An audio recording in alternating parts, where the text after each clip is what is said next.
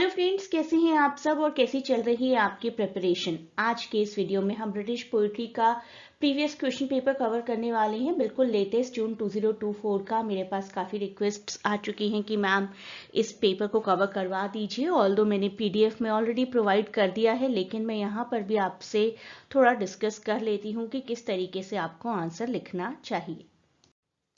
MEG 01 के लिए आप लोग ये सभी पीडीएफ ले सकते हैं। 34 ऐसे क्वेश्चंस हैं, क्रिटिकल एनालिसिस हैं, सभी ब्लॉक की पोइट्रीज का 30 इंपॉर्टेंट आरटीसी एक्सट्रैक्ट्स हैं कि किस तरीके से आपको आंसर करना चाहिए। Plus I have added the PDF of this question paper fully solved. अभी तो मैं शॉर्ट में डिस्कस करूंगी कि कैसे करना है, लेकिन फुली सॉल्व्ड आंसर शीट आपको मिल जाएगी जून 2024 के पेपर की, बिल्कुल एग्जैक्ट जैसे आपको एग्जाम में लिखना है। इसके अलावा टेलीग्राम चैनल पर हमारी आरटीसी प्रैक्टिस भी चल रही है, तो पूरे जोर शोर से आने वाले एग्जाम्स की तैयारियां चल रही हैं और स्टूडेंट्स बड़ा एंजॉय कर रहे हैं इस प्रिपरेशन को। ऑल्दो कुछ गलत आंसर्स भी आ रहे हैं, तो प्लीज़ बहुत अच्छे से थॉरली सारी पीडीएफ्स को पढ़िए जो मैंने प्रोवाइड की हैं। अब शुरू करते हैं अपना जून 2024 का क्वेश्चन पेपर। आपको 5 क्वेश्चंस करने होते हैं, उसमें से क्वेश्चन नंबर 1 जहाँ पर कि आपको एक्सट्रैक्ट को आइडेंटिफाई करना है वो कंपलसरी होता है और सभी क्वेश्चंस 20 मार्क्स के ही हैं, 20 मार्क्स ईच। तो पहला एक्सट्रैक्ट था आपका फिनिक्स रिडल से related. Phoenix riddle hath more wit by us, we two being one are it, so to one neutral thing both sexes fit, we die and rise the same and prove mysteries by this love। तो identify करिए, देखिए आपको मालूम है या नहीं। आप जितनी पोएट्रीज को खुद से आइडेंटिफाई कर पाए मुझे कमेंट्स में लिखकर बताइए कि आपने अपने आप आइडेंटिफाई की थी। चलिए अब देख लेते हैं आंसर भी कैसे करना है। कंटेक्स्ट और एक्सप्लेनेशन मैंने यहाँ पर शॉर्ट में लिखा है, लेकिन आपको थोड़ा सा डिटेल में लिखना है। रेफरेंस एज इट इज आप लिख सकते हैं। रेफरेंस में तो आपको सिर्फ बताना ही है कि पोइट्री कहाँ से ली गई है और किसने लिखी है, और अगर आप पोएट का नाम और पोइट्री का नाम वो भी अगर आप फुली कॉन्फिडेंट हैं तो थोड़ा बोल्ड करने की कोशिश कीजिए। You can do one thing, आप इस पार्ट को ब्लू पेन से लिखिए और the canonization by John Donne इस पार्ट को ब्लैक पेन से लिखिए। अगर इतना टाइम नहीं है पेन चेंज करने का तो इस पार्ट को अंडरलाइन जरूर कर दीजिए, दैट सो दैट एग्जामिनर को आसानी रहे। आपको एग्जामिनर को एक कंफर्ट प्रोवाइड करना है कि उसको देखते ही समझ में आ जाए कि हाँ इस बच्चे ने पढ़ाई की है, लेकिन कोई शॉर्टकट्स नहीं। आपको पढ़ाई थॉरली ही करनी है, तभी आप एग्जामिनर को इम्प्रेस कर सकते हैं। अब आपको कॉन्टेक्स्ट लिखना है कि पूरी पोइट्री में आखिर पोएट कहना क्या चाहता है, इन पूरी लाइंस में बेसिकली क्या कहना चाहता है। प्यार को फिनिक्स से कंपेयर किया गया, यानी कि प्यार को इटर्नल बताया गया। प्यार को ऐसा बताया गया है कि प्यार नेचर को रिन्यू कर सकता है। एक्सप्लेनेशन इन पोइट्रीज की, स्पीकर डिफेंड कर रहा है अपने प्यार को बता रहा है कि ये इटर्नल है और जिस तरीके का हमारा प्यार है उसमें there is no caste and gender discrimination, सबके लिए इक्वल है ये प्यार, सबके लिए चैलेंजेस हैं। हमारा प्यार बढ़ता ही बढ़ता चला जाएगा, no matter how mysterious it is to others. किसी के लिए चाहे जितना ही मिस्टीरियस है हमारा प्यार, किसी को समझ में नहीं आ रहा, we are not bothered by it, we will keep on rising, we will die in love, we will live in love. अब इन लाइंस को पहचानिए कहाँ से ली गई हैं। Born to no pride, inheriting no strife, nor marrying discord in a noble wife, stranger to civil और religious rage, the good man walked noxious through his age. I know आप में से बहुत लोग पहचान चुके हैं। Epistle to doctor Arbuthnot written by Alexander Pope 1735 की पोइट्री है। तो यहाँ पर जो फैक्चुअल इन्फॉर्मेशन है ना, उसको एग्जामिनर को दिखाने की कोशिश ज़रूर करिए कि हाँ देखो मैंने ठीक से आइडेंटिफाई कर लिया है। अब कॉन्टेक्स्ट क्या है, पूरी पोइट्री में पोप ने अपने लिटरेरी करियर को डिफेंड किया है। एल्बर्ट नॉट जो कि पोप के बहुत अच्छे दोस्त थे, उन्हें हमेशा सजेस्ट किया करते थे कि अपनी पोइट्रीज अपनी राइटिंग्स के से किसी को भी हर्ट मत करो। Do not give any hurting comments in your writings about anyone. और अपनी उसी तरीके की राइटिंग को, अपने व्यू पॉइंट्स को डिफेंड किया है अलेक्जेंडर पोप ने। और पोप कहते हैं कि good man as an idle figure, free from pride and conflict, living peacefully untouched by societal और political turmoil, contrasting this with the chaos around him and reflecting his own desire for peace and virtue। अपने आप को एक good man की तरह defend करने की कोशिश करें, अपना बचाव करने की कोशिश करें। And he is trying to say कि जो अच्छे लोग होते हैं ना, उनसे क्रिटिसिज्म ऑटोमेटिकली हो जाता है। अगर होना होता है तो we do not do it knowingly. हम अपने आप को प्राइड और कॉन्फ्लिक्ट से दूर रखकर पीसफुली जीने की कोशिश करते हैं। We are not touched by any societal और पॉलिटिकल केओटिक सिचुएशन, और हमें सिर्फ पीस और वर्च्यू चाहिए अपने आसपास, और कुछ भी नहीं। पूरी पोइट्री को एक बार समझेंगे तो और अच्छे से इन लाइंस का कंटेक्स्ट और एक्सप्लेनेशन आपको समझ में आएगा। और मैंने आपको बहुत ही डिटेल्ड पीडीएफ भी प्रोवाइड की है पूरे जून एग्जाम के सोल्यूशन की, कि एग्जैक्टली आपको एग्जाम में क्या लिखना चाहिए। नेक्स्ट लाइंस आंखों में आ गई ना एक चमक। ये लाइंस तो बहुत ही पॉपुलर हैं, क्योंकि विलियम ब्लेक सबसे पॉपुलर और सबसे simple romantic poet. When the stars threw down their spears and watered heaven with their tears, did he smile his work to see? Did he who made the lamb make thee? यहाँ पर कई लोग क्या गलती करते हैं, lamb word देखा तो लिख दिया कि poetry is taken, lines are taken from the poetry lamb. It is not from lamb, it is from tiger. Yes, lines ली गई हैं फिफ्थ स्टेंजा से, the tiger, written by William Blake, songs of experience 1794। Innocence and experience combine publish हुआ था ना 1794 में। सिर्फ innocence publish हुआ था 1789 में। अगर आपको स्टेंजा याद नहीं रहता है तो कोई बड़ी बात नहीं है, छोटी पोइट्रीज के याद रह जाते हैं, बड़ी पोइट्रीज के थोड़े मुश्किल होते हैं, तो स्किप दिस पार्ट। ये पोइट्री थोड़ी सी छोटी है तो इसका याद रह जाता है या रह सकता है। ब्लेक कॉन्ट्रास्ट करें टाइगर की फियर्सनेस को लैम्ब की इनोसेंस के साथ, और क्वेश्चन करें क्या वो एक सेम क्रिएटर हो सकता है, लैम्ब जैसे इनोसेंट क्रीचर का और टाइगर जैसे फिरोशियस क्रीचर का। तो एक्सप्लोर करें theme of creation, good and evil. Good और इविल दोनों को क्रिएट करने वाला क्या एक ही क्रिएटर है? स्पीकर मावल कर रहे, हैरान हो रहे at the paradox of the creation. Create करने वाला कितनी पैराडॉक्सिकल क्रिएशंस करता है। Wondering if the same creator of gentle innocent lamb could also be responsible for the terrifying tiger, highlighting the complexities of divine creation। कहते हैं ना, हम भगवान की माया भगवान ही जाने, तो इन लाइंस में लगभग उसी बात को प्रूव किया गया कि भगवान की माया भगवान ही जाने। उन्होंने ही लैम्ब बनाया, उन्होंने ही टाइगर बनाया। क्या टाइगर बनाने के बाद उन्होंने स्माइल किया होगा? क्या टाइगर बनाने वाला इंसान, ये टाइगर बनाने वाला क्रिएटर, नॉट इंसान, ये सोचकर मुस्कुराया होगा कि अब देखो मैंने क्या बना दिया, और मैंने ही वो इनोसेंट लैम्ब बनाया था। पर्सनली मेरी एक फेवरेट पोइट्री में से है ये lines. O lady, we receive but what we give, and in our life alone does nature live. पहले तो आप मुझे कमेंट्स में ये लिखकर बताइए कि जब हमारे राइटर स्पीकर ओ लेडी कह रहे हैं तो ये कौन सा लिटरेरी डिवाइस है। अब देखते हैं कि कहाँ से ली गई हैं lines. Yes, Dejection and Ode by S.T. Coleridge, the very popular poet of romantic era, जिन्होंने वर्ड्सवर्थ के साथ मिलकर लिरिकल बैलेड पब्लिश करके 1798 में रोमांटिक एरा की शुरुआत की थी। S.T. कॉलरिज की अगर पर्सनल लाइफ के बारे में आप थोड़ा सा जानते हैं तो ये पोइट्री उन्होंने एड्रेस की है एक फीमेल लवर को, सैरा हचिंसन, जिससे वो प्यार करते थे, but he did not receive the same love in return. S.T. Coleridge was married by that point of time and somehow he fell in love with a relative of Wordsworth, Sarah Hutchinson। और सैरा Hutchinson से जब उन्हें वो प्यार नहीं मिला जिसको वो एक्सपेक्ट कर रहे थे, तो उदास होकर उन्होंने ये पोइट्री लिखी थी। Coleridge explores emotional stagnation and isolation, connecting his inability to enjoy nature। जब हम दुखी होते हैं, परेशान होते हैं, स्पेसिफिकली जब कोई अधूरा प्यार होता है, अनरिक्विटेड लव, तो आसपास की हर चीज से हम इमोशनली डिटैच हो जाते हैं। तो ये लाइंस डिटैचमेंट को ही शो कर रही है।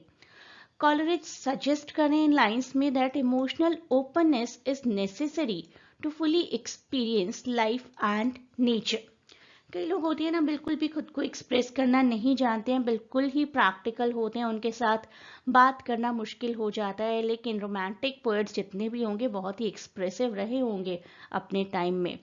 लिमेंट कर रहे हैं हमारे राइटर कि how his detachment caused by his अधूरा प्यार unrequited love has served his connection to vitality and beauty of the world. किस तरीके से किसी को समझाने की कोशिश करें कि लाइफ में हम किसी को वही देते हैं जो हमें मिलता है। तो कहीं ना कहीं सारा हचिंसन का प्यार एक्सपेक्ट कर रहे हैं अपनी लाइफ में, जो कि उन्हें नहीं मिला है, और नेचर के साथ अपने आप को एडजस्ट करने की कोशिश में लगे हैं। अब बढ़ते हैं ऐसे क्वेश्चंस की तरफ। Comment on the images of sensuality in Amoretti sonnets by Spenser. Amoretti 1595 का सोनेट कलेक्शन है, written by Spenser, dedicated to Elizabeth Boyle, जिनके साथ उनकी पहले लव रिलेशनशिप थी and later on he got married to her also. Total 89 sonnets हैं इसमें। Imagery क्या यूज की गई? सेंसुअलिटी का मतलब होता है ऐसी ऐसी क्या क्या चीजें पोइट्री में यूज की गई हैं जो आपके किसी ना किसी सेंस को इवोक करती हैं। तो नेचर का बहुत इस्तेमाल किया अपनी लगभग हर पोइट्री में। फ्लावर्स का इस्तेमाल है। एपिथेलियम देखें तो फ्लावर्स की वो बात करते हैं कि जहाँ पर उनकी ब्राइड सोई है वहां से लेकर मैरिज वेन्यू तक फ्लावर्स ही फ्लावर्स हों। तो we can imagine the scenario. Stormy sea का मेटाफर उन्होंने यूज किया है सोनेट 34 में अपनी इमोशनल स्ट्रगल दिखाने के लिए। अपने आप को शिप दिखाया है, अपनी लवर को उन्होंने स्टार की तरह दिखाया है, वो स्टार जो उनकी लाइफ से खो गया है। हंटर की इमेजरी उन्होंने यूज की है, हंटर और डियर की इमेजरी यूज की है सोनेट 67 में। और प्यार को एक पकवान के जैसा दिखाया है सोनेट 77 में। तो in conclusion we can say not only Amoretti, आप यहाँ पर एपिथेलियन प्रोथेलियन का भी नाम लिख सकते हैं। पूरी पोइट्रीज में डिवाइन लव, फिजिकल प्लेजर, हर चीज को उन्होंने दिखाया है किसी ना किसी इमेजरी के थ्रू। मैं आप सभी को बार बार बताती हूँ कि आप थोड़ी सी डिटेल्ड स्टडी जरूर करिए। पोइट्री को ही नहीं जानेंगे तो ऐसे क्वेश्चंस कैसे कर पाएंगे। There are almost 50 poetries approximately जिनको जानना चाहिए आपको इस एग्जाम में अपीयर होने के लिए। लिसिडास किस तरीके से क्लासिकल क्रिश्चियन एलिमेंट्स को कंबाइन करती है। क्रिश्चियन या किसी भी रिलीजन के एलिमेंट्स क्या होंगे? रिलीजन क्या कहता है? हमेशा ही ये कहता है कि there is a life after life. उसको किस तरीके से बेसिकली किसी पोइट्री में अगर दिखाया गया है तो हम क्रिश्चियन एलिमेंट ढूंढने की कोशिश करेंगे। तो पहले तो हमेशा इंट्रोडक्शन लिखिए। इंट्रोडक्शन में आप बताइए कि लिसिडास किसकी पोइट्री है, कब लिखी थी, और what is the basic theme, कब पब्लिश हुई थी। अगर ईयर याद है तो ज़रूर लिखिए। इसका ईयर है 1637। ठीक है। उसके बाद उन एलिमेंट्स की बात करना शुरू करिए। पोइट्री पेस्टोरल इमेजरी यूज करती है, बहुत सारे म्यूजेस इन्वोक होते हैं इसमें। Asian Greek Roman poetic traditions इसी तरीके से फॉलो की जाती है कि गॉड्स को इन्वोक किया गया है। Milton reflects on his time with king. Milton ने अपने दोस्त के लिए लिखी थी ना ये पोइट्री, एडवर्ड किंग के लिए। एडवर्ड किंग के साथ किस तरीके से वो अपना टाइम बिताया करते थे। तो पूरी पोइट्री ब्यूटी और सैडनेस ऑफ डेथ को कॉन्ट्रास्ट करती है। तो रूरल इमेजरी दिखाई गई है, that is a classical element. और क्रिश्चियन थीम्स की अगर हम बात करें तो गॉड अपोलो प्रॉमिस करते हैं कि हेवन में जाकर तुम्हें इटर्नल फेम मिलेगा, राइट। तो हमारी हर मैथोलॉजी में यही बात की जाती है कि इस धरती पर अगर अच्छे काम करोगे तो स्वर्ग मिलेगा बाद में। और ये बात हर रिलीजन में की जाती है, क्रिश्चियन रिलीजन में भी की जाती है। तो क्रिश्चियन एलिमेंट है इस पोइट्री में। इवन एक और सेंट अपीयर होते हैं जो कि काफ़ी अच्छे लीडर माने जाते हैं क्रिश्चियनिटी के, सेंट पीटर। सेंट पीटर आकर चर्च के करप्शन के बारे में भी बात करते हैं और सेल्वेशन के बारे में भी बात करते हैं। वर्ल्डली पावर किस तरीके से इम्पॉर्टेंट नहीं है उसके बारे में भी बात करते हैं। तो ये सभी बातें भी किसी भी रिलीजन में की जाती हैं। अगर आपको क्रिश्चियनिटी वर्ड समझ नहीं आ रहा, डू नॉट थिंक कि अरे मुझे तो क्रिश्चियनिटी के बारे में कुछ पता ही नहीं है। Doesn't matter. हर रिलीजन में आफ्टर लाइफ की बातें लगभग सेम तरीके से, कर्मास की बातें लगभग सेम तरीके से बोली ही जाती है। There is a karma theory and that karma theory is actually the theory of any religion, चाहे वो क्रिश्चियन रिलीजन ही क्यों ना हो।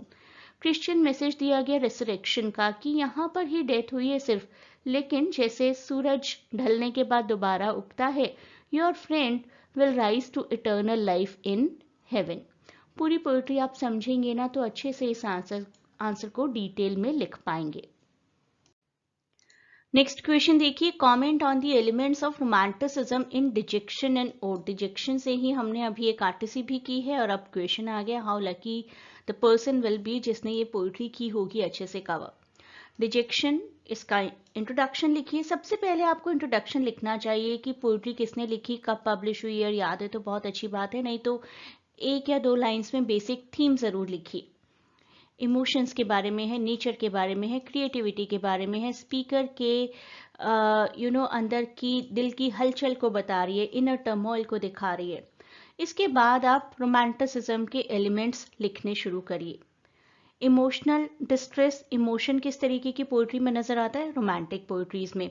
पोएट को बहुत ही इंटरनल पेन हो रहा है, not the physical pain, because of the disconnection from nature. Poet हमारे फील कर रहे हैं कि आज तो उन्हें नेचर से भी पोइट्री लिखने का कोई इंस्पिरेशन नहीं मिल रहा है, क्योंकि he is rejected by someone in love. Nature की पावर के बारे में बात करते हैं कि नेचर में तो इतनी पावर होती है कि it can provoke anyone to write anything, और सभी रोमांटिक पोएट्स तो स्पेसिफिकली नेचर से इंस्पायर होते हैं। वर्ड्सवर्थ को तो बोला ही जाता है नेचर पोएट, वर्ड्सवर्थ के ही तो दोस्त हैं एस.टी. कॉलरिज। लेकिन ये पोइट्री शो करती है कि how inner struggles can block connection to nature's healing power. मुझे तो आज नेचर भी हील करने में कामयाब नहीं हो रहा है। इमेजिनेशन और क्रिएटिविटी की बात की जाती है पूरी पोइट्री में कि किस तरीके से मेरी क्रिएटिविटी लॉस्ट हो गई है because I am having some inner turmoil. तो loss of imagination highlights the romantic belief in creativity's role in finding joy and meaning. एक पोएट जॉय और मीनिंग से क्रिएटिव हो सकता है, क्रिएटिव होकर जॉय फुल और मीनिंगफुल फील कर सकता है। ये तो एक विशियस सर्कल है, लेकिन ये सर्कल पूरा नहीं कर पा रहे हमारे राइटर। लव को आइडियलाइज किया गया। Speakers mention of a lady represents idealized love offering hope for peace and happiness। तो प्यार की बातें, इमोशंस की बातें, नेचर की बातें, क्रिएटिविटी की बातें, ये सभी बातें हमेशा रोमांटिसिज्म में ही होती हैं। और ये क्वेश्चन तो लगता है एग्जामिनर्स का बहुत ही फेवरेट क्वेश्चन है, बहुत बार आता है। एपिथेलेमियन एंड प्रोथेलेमियन का कॉन्ट्रास्ट, कंपैरिजन। तो इंट्रोडक्शन लिखना है पहले तो आपको। दोनों ही मैरिज पोइट्रीज हैं, तो सिमिलैरिटी तो लिखेंगे, जिस चीज़ में सिमिलैरिटी होती है उसी का डिफरेंस पूछा जाता है generally. Epithalamion Prothalamion wedding songs हैं रिटन बाय स्पेंसर। एपिथेलेमियन उनकी खुद की मैरिज को सेलिब्रेट करती है with Elizabeth Boyle, and Prothalamion honour करती है सॉमरसेट सिस्टर्स की मैरिज को। There was an earl of Worcester, जो कि एक पोजीशन है, रॉयल पोजीशन। उनकी दो डॉटर्स की शादी थी, एलिजाबेथ और कैथरीन सॉमरसेट। उनकी शादी के लिए लिखा था स्पेंसर ने। तो एपिथेलेमियन पर्सनल और इंटीमेट है क्योंकि खुद के लिए लिखा गया ना, स्पेंसर के खुद के इमोशंस थे। And he hopes for a lasting marriage, और अपनी मैरिज में क्रिश्चियन और क्लासिकल इमेजरी को इंक्लूड करते हैं, म्यूजिक को इन्वोक करते हैं। प्रोथेलेमियन काफी फॉर्मल और पब्लिक सॉर्ट ऑफ पोइट्री है क्योंकि किसी और के लिए लिखी गई है। ये भी सेलिब्रेट करता है मैरिज को with emphasis on nature's beauty and classical mythology, लेकिन पोएट्स की पर्सनल फीलिंग्स हमें यहाँ पर नजर नहीं आती। आपको एक डिटेल्ड आंसर देना पड़ेगा एग्जाम में दोनों पोइट्रीज को समझकर। एपिथेलेमियन क्रिश्चियन थीम्स हैं, इसमें बहुत सारे क्लासिकल गॉड्स की बात की गई है। प्रोथेलेमियन में ज्यादा बात की गई है निम्फ्स के बारे में। एपिथेलेमियन काफी पर्सनल है, काफी इमोशनल है। अगेन आई से, क्योंकि खुद के लिए लिखी गई है। अगर कोई चीज मैं खुद के लिए करूंगी तो उससे मेरे इमोशन ज्यादा जुड़े होंगे, rather than I am doing the same sort of task for someone else. तो बातें लगभग सिमिलर ही हैं, मेजर जो डिफरेंस है ना वो इमोशंस का है। इस इमोशन को ही आपको एलोब्रेट वे में एक्सप्रेस करना होगा। प्रिल्यूड से most of the time theory question आता है, that is what I have seen rather than RTC. Things can change, लेकिन प्रिल्यूड को मैं ऐसे पॉइंट ऑफ व्यू से कवर करने का हमेशा सजेशन देती हूँ अपने सभी स्टूडेंट्स को। बुक 1 स्पेसिफिकली मैं डिटेल में क्लास में तो कवर करवाती ही हूँ। अभी देख लेते हैं बेसिकली बुक 1 में क्या है। तो आप इंट्रोडक्शन लिखेंगे। प्रिल्यूड 1850 में पब्लिश हुआ था। The same year Wordsworth died earlier, और उनकी वाइफ ने पब्लिश करवाया था। पूरी लाइफ वो लिखते रहे थे प्रिल्यूड को। और प्रिल्यूड उन्होंने डेडिकेट किया था एस टी कॉलरिज को, kind of an autobiography in a poetic way. तो प्रिल्यूड की बुक 1 पोएट की स्पिरिचुअल ग्रोथ को दिखा रही है। पूरे प्रिल्यूड की अगर बात करें तो देर आर 14 चैप्टर्स जिसमें उन्होंने नेचर से किस तरीके से एक पोएट इंस्पायर होता है यही बात की है। बुक 1 में चाइल्डहुड डिपिक्टेड है, टाइम ऑफ इनोसेंस दिखाया गया है, किस तरीके से नेचर एक बहुत ही स्पिरिचुअल और फोर्सफुल फोर्स है किसी भी पोएट की ग्रोथ के लिए। नॉस्टैल्जिक तो हो ही जाते हैं, हम सभी नॉस्टैल्जिक हो जाते हैं जब बचपन के बारे में या किसी भी पुरानी चीज़ के बारे में सोचते हैं कि किस तरीके से वी वर क्वाइट इनोसेंट, और यूथ होने के साथ क्या क्या सिंप्लिसिटीज एसोसिएटेड हैं। आई नो कि हर एज की अपनी अपनी टेंशन्स होती हैं। सेल्फ अवेयरनेस किस तरीके से एक पोएट को रही होगी वंस अपॉन अ टाइम, और वो सेल्फ अवेयरनेस किस तरीके से एक क्रिएटिव प्रोसेस में कन्वर्ट हो गई होगी। नेचर को बहुत ही डिवाइन दिखाया उन्होंने, नेचर ने ट्रांसफॉर्म किया उनको और नेचर ने ही एक पोएट को इंटेलेक्चुअल बनाया। तो बुक 1 आई से मैंने पूरी 14 बुक्स पढ़ाई हैं अपने सभी स्टूडेंट्स को। तो बुक 1 में चाइल्डहुड की और नेचर के इंस्पिरेशन की और क्रिएटिविटी की सबसे ज़्यादा बात की गई है। Book 1 I say is the essence of whole prelude. Critically discuss satiric elements in the poetry of John Dryden and Alexander Pope। तो ड्राइडन की लाइफ के बारे में लिखना है, पहले थोड़ा सा एलेक्जेंडर पोप के बारे में लिखना है, उसके बाद इनकी राइटिंग्स के बारे में लिखना शुरू करिए। जो आपके सिलेबस में है वो तो मैक फ्लेक्नो है जॉन ड्राइडन की, और एलेक्जेंडर पोप जी की जो मेजर पोइट्री है that is epistle to doctor Arbuthnot. देखिए यहाँ से भी ड्यूअल क्वेश्चन आ गया आपको, किसी ना किसी तरीके से पूरा पोइट्री, ब्रिटिश पोइट्री जो है ना एक दूसरे से लिंक है। कई स्टूडेंट्स मेरे पास आते हैं कि सिर्फ आरटीसी करवा दीजिए बाकी सब खुद लिख लेंगे, लेकिन ऐसा नहीं हो पाता है। आपको हर तरीके से पोइट्री को समझने की ज़रूरत है, ना तो सिर्फ आइडेंटिफाई करने से काम चलेगा आपका, ना ही सिर्फ ऐसे क्वेश्चन।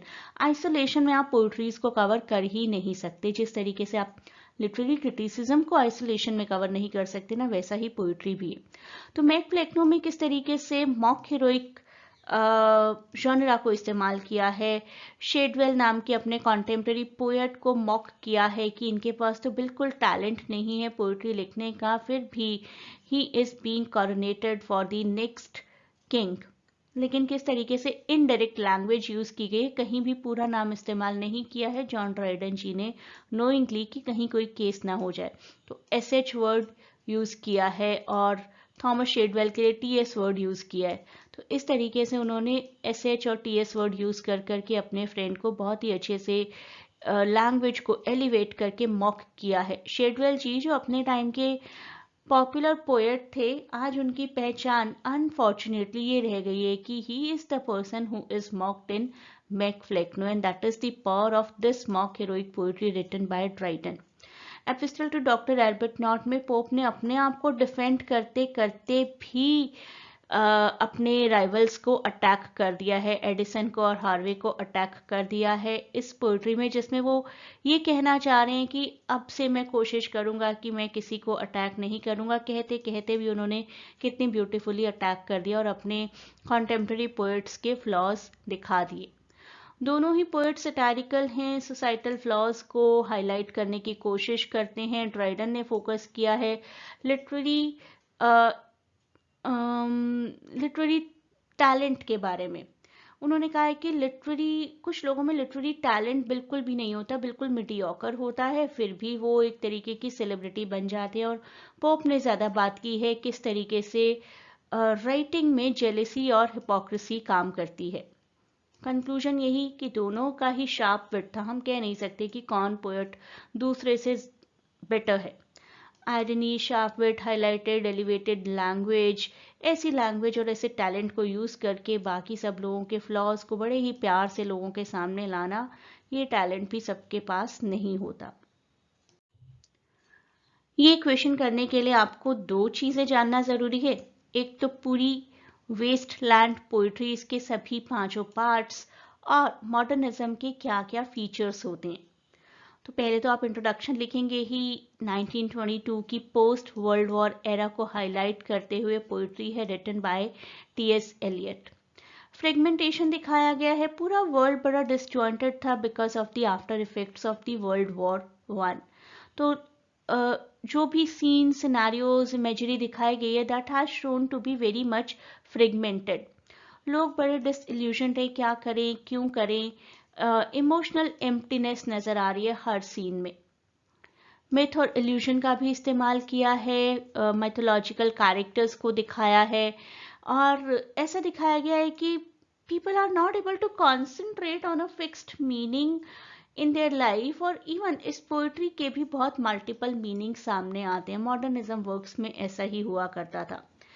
राइटर इज वरीड कि अब सोसाइटी में वर्ल्ड वॉर के बाद इतना केओस आ चुका है, अब क्या कोई प्रोग्रेस पॉसिबल है? ऑल्दो हम वर्ल्ड वॉर 1 से लगभग 100 साल से भी ज़्यादा आगे आ चुके हैं और प्रोग्रेस हुई भी है, लेकिन कहीं ना कहीं दोनों वॉर्स ने वर्ल्ड का एक डीके तो किया था। शायद उससे कहीं ज़्यादा प्रोग्रेस कर चुके होते हम अगर ये दोनों वॉर्स ना हुई होती। सोसाइटी किस तरीके से मॉरली और सोशली डीके हो रही है that has been shown specifically in part 5 of this poetry. Total 5 parts हैं, उनके बारे में डिटेल में जानना आपके लिए बहुत ज़रूरी है। तो वेस्टलैंड सबसे अच्छा लैंडमार्क मॉडर्निस्ट वर्क माना जाता है। अभी भी आपके एग्जाम में ऑलमोस्ट वीक है, आप अभी भी प्रिपरेशन करें तो MEG 1 की प्रिपरेशन हो सकती है। थोड़ा सा स्टडी आवर्स अपने बढ़ाने पड़ेंगे, 4 to 5 आवर्स बिल्कुल कंसंट्रेशन के साथ अगर पढ़ाई करेंगे तो हो जाएगी। You can contact to get the PDF at this link. Important question जो सभी मुझसे कर रहे हैं कि हमने कुछ भी पढ़ाई नहीं की है तो क्या अब हो जाएगी हमारी पढ़ाई? हो सकती है अगर 1 या 2 सब्जेक्ट्स की करें, अगर कुछ भी नहीं पढ़ाई की है तो।